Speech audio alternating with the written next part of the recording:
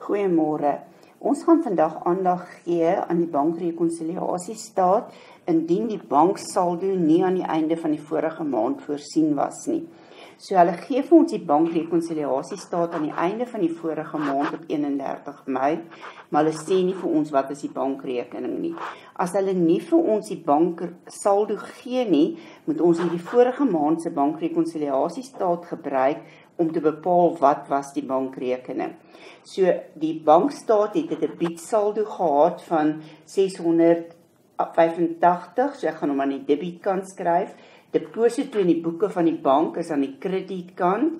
Uitstaande checks is almal aan die debietkant in jou bankstaat. En dan daai effektiewe bedrag wat hulle die vorige maand 'n fout gemaak het, moet reggestel word aan die debietkant. Dan tel ek die inskrywings aan die debietkant bymekaar en dit gee vir my 1400. Aan die kredietkant is daar net 920. So dit beteken ons het aan die kredietkant te min.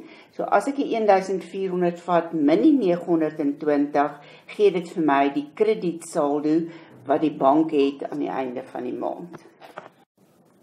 Dit beteken die bedrag aan die kredietkant is minder en die verskil gaan dan wees wat is die saldo van die bankrekening.